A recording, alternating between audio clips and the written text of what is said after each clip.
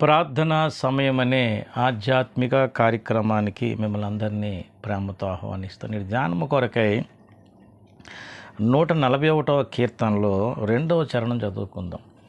నా ప్రార్థన ధూపం వలెను, నేను చేతులెత్తుట సాయంకాల నైవేద్యం వలెను నీ దృష్టికి అంగీకారం లగును గాక.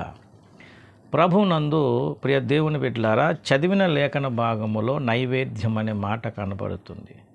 అంటే దేవుని పిల్లలుగా మనము దేవునికి సమర్పించే నైవేద్యాలు ఏమిటి అన్న విషయాన్ని మనం ఆలోచన అంటే మన విశ్వాస జీవితంలో, మన భక్తి జీవితంలో మనం ఏ స్థాయికి ఎదగాలంటే దేవునికి మనం నైవేద్యాలు సమర్పించే స్థాయికి ఎదగాలి.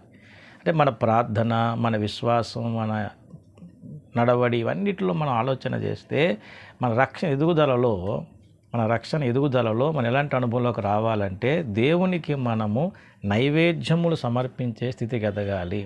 మొట్టమొదటిగా మన విశ్వాస జీవితంలో దేవునికి మనం అర్పించే నైవేద్యంలో మొదటగా చెప్పుకోవాల్సి వస్తే రోమాపత్రిక 12వ అధ్యాయం 1వ వచనం చూడండి. కాబట్టి సహోదరులారా, పరిశుద్ధమును దేవునికి అనుకూలమునైన సజీవ యాగముగా మీ శరీరములను ఆయనకు సమర్పించుకొనుడని దేవుని వాత్సల్యమును బట్టి మిమ్మల్ని బతిమాలుకొనుచున్నాను. ఇట్టి సేవ మీకు యుక్తమైనది. సజీవ యాగముగా మీ శరీరములు అన్నాడు. అంటే మొట్టమొదటగా మన శరీరమే ఒక నైవేద్యంగా, అంటే సజీవ యాగముగా దేవునికి ఒక నైవేద్యంగా మనం సమర్పించాలి. అలాగే మన విశ్వాస జీవితంలో ఇక్కడ దావీదు భక్తుడు అన్నట్టుగా మన ప్రార్థన, మన స్తుతి ఆరాధన కూడా ఒక నైవేద్యం. అందుకన్నాడు, నేను చేతులెత్తుట సాయంకాల నైవేద్యము అన్నాడు. నా ప్రార్థన ధూపం వలెను, నేను చేతులెత్తుట సాయంకాల నైవేద్యం వలెను నీ దృష్టికి అంగీకారం లగును. అంటే దేవునికి ఇష్టమైన నైవేద్యములు ఏమిటి? మన శరీరమును, అంటే మన శరీరాన్ని సజీవ యాగముగా సమర్పించుట, ఇది దేవునికి ఇష్టమైన ఒక నైవేద్యం. అందుకని అది అనుకూలంగా, దేవునికి అనుకూలంగా అంటాడు. అలాగే ఇక్కడ ప్రార్థన, స్తుతి ఆరాధన, ఇది దేవునికి ఇష్టమైన ఒక నైవేద్యం, అంటే మనం సమర్పించవలసిన నైవేద్యం.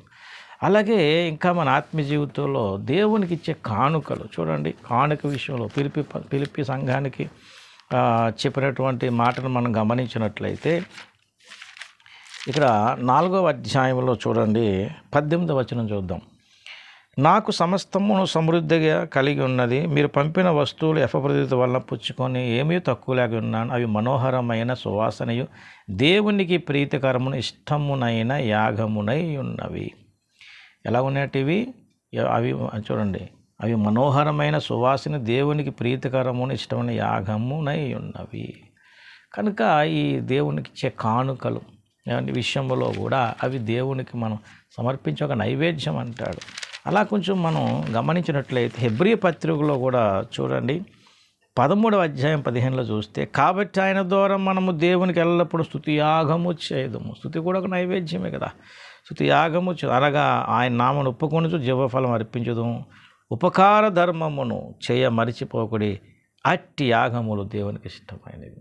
కనుక దేవుని బిడ్డలారా, దేవునికి ఇష్టమైన యాగం, దేవునికి ఇష్టమైన నైవేద్యం, దేవునికి ఇష్టమైన అర్పణ మనం అర్పించేవారు ఉండాలి. కనుక ఈ సందేశం ఉన్నవారు ఒకసారి ఆలోచించండి. మన విశ్వాస జీవితంలో, మన భక్తిలో, మన యొక్క పరిశుద్ధతలో, మన ఎదుగుదలలో, మన ప్రార్థన, మన నమ్మకం, మన యొక్క నడవడి, మన ప్రవర్తన, ఇవన్నిటినీ మనం ఆలోచన చేసేటప్పుడు మన ఎదుగుదల ఎలా ఉండాలంటే, మనం ప్రార్థించి, స్తుతించి, ఆరాధించటం అనేది దేవునికి ఒక నైవేద్యముగా అర్పించేటట్టు ఉండాలి.